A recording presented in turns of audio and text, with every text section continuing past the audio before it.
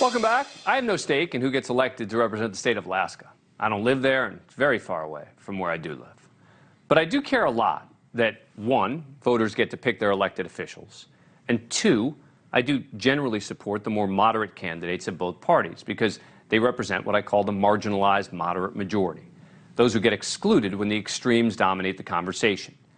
Now, in the special House election certified last week, which included former Governor Sarah Palin's return to electoral politics, Democrat Mary Peltola was elected thanks to the state's ranked choice voting system. That means voters are asked to name first their most preferred candidates, followed by their next choices in order.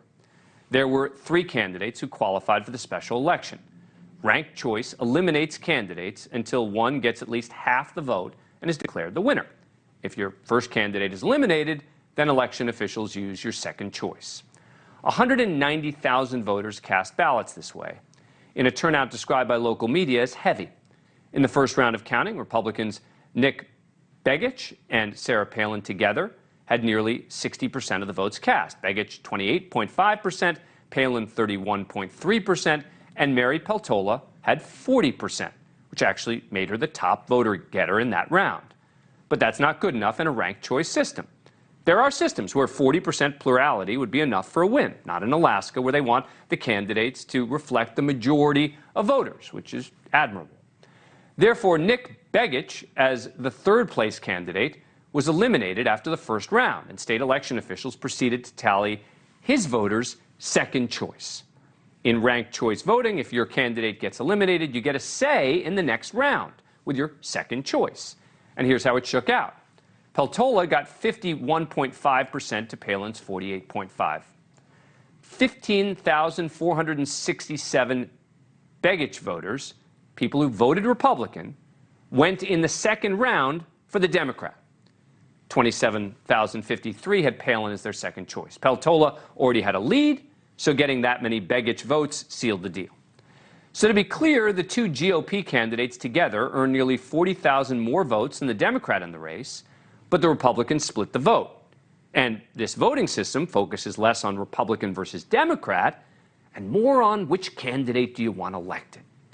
Now, this seems like precisely the sort of system that could benefit moderates of both parties rather than forcing people often to choose among extreme candidates.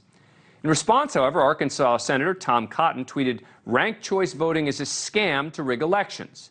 But of course, that isn't what happened. Ultimately, a majority of Alaska's voters decided they didn't want Sarah Palin in Congress.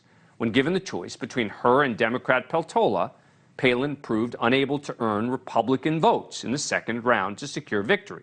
Republicans. The St. Louis Dispatch put it this way: ranked choice voting diffuses extremism, which is why it worked against Palin. Palin has since called ranked choice a whack system that must be changed, and then in a statement she added, ranked choice voting was sold as the way to make elections better, reflect the will of the people. As Alaska and America now sees, the exact opposite is true. It effectively disenfranchised 60% of Alaska voters. But of course, what it actually did is enfranchise more voters to have a say. And critics of ranked choice have called the system too complicated, even confusing. Palin did as well. However, a voting reform advocacy group, Alaskans for Better Elections, found that 85% of voters called the process simple. So now the main complaints come down to the results. Tom Cotton and Sarah Palin don't like them. But remember, Peltola was the top vote getter in the first round. 15,000 Republican votes shifted to Peltola in the second round. And in a face-to-face matchup between Palin and Peltola, Palin lost.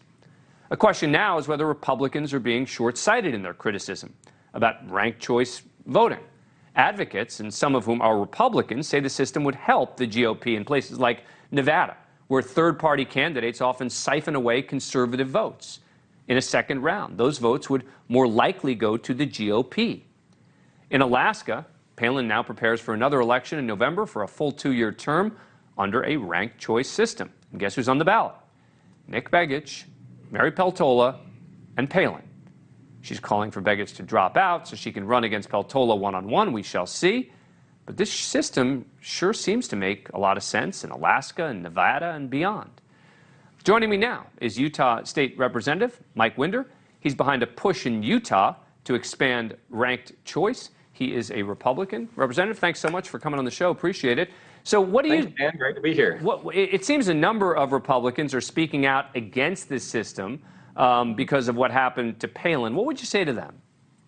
Well, I like Tom Cotton, but he's wrong on this one. Ranked choice voting is a great way to better express the will of the voters. You mentioned Nevada. Montana is another example. John Tester's the senator there, and he always squeaks out a victory with less than 50% because there's a libertarian spoiler every time. If you had ranked choice voting in Montana, they'd have a Republican senator. So I know they may not like the outcome if you're a Palin fan, but really it expresses the will of the voters better. Yeah, and let's talk about that, because I hate the fact that it's all of this sort of Republican versus Democrat, right? I mean, I would think that one of the reasons that you're behind this is because it allows the voters to better say who they want to elect them, who they want to elect. Right. In Utah last year in our municipal races, we had 26 cities across the state do it. It was great. In our Republican convention, we did it, and it worked out great. And so it does better express the will of the voters. If I'm Sarah Palin right now, you don't call on Begich to drop out, although that's her right to do so. You say, hey, Begich voters, if I'm not your first choice, please put me down as your second. And if you're Begich, you say, if I'm not your first choice, please put Sarah Palin down in your second, and let's make sure we have a Republican from the great state of Alaska. But I don't know if that's going to happen. Well, if they're smart, they would. And we saw that in the gubernatorial convention here in Utah. Yeah. Where we saw John Huntsman, Spencer Cox, Amy Winder-Newton, Greg Hughes, and they actually did that. They said to the convention delegates, hey, if I'm not your first choice, please put me down as your second or your third. And it made a difference. And it actually made it more civil, and it ensured we ended up with a strong Republican gubernatorial nominee in Utah. Do you think that this minimizes extremism in the results? I think it does. Think how different the New Hampshire primary of 2016 would have been if you had ranked choice voting. Well, in that one, 70+% wanted someone besides Donald Trump and may have coalesced behind a different candidate. Instead, Donald Trump caught a very, very small plurality, and that rolled on to be the nomination. You look at 1992, where Ross Perot was a spoiler to George Herbert Walker Bush, and we got the Clintons for 8 years. That election could have been different. So ranked choice voting does work to express the will of the common sense mainstream voters. All right. Well, we shall see. Is it real quick likely to pass in Utah, or is it going to be tough? We have it already in Utah, and we look at each ways to tweak it and expand it. But like I said, 26 cities did it last year. We're looking at other ways to do it as well here in Utah. Thank you for watching. Go to newsnationnow.com to find NewsNation on your cable provider. And don't forget to click the red subscribe button below to get more of NewsNation's fact-driven, unbiased coverage.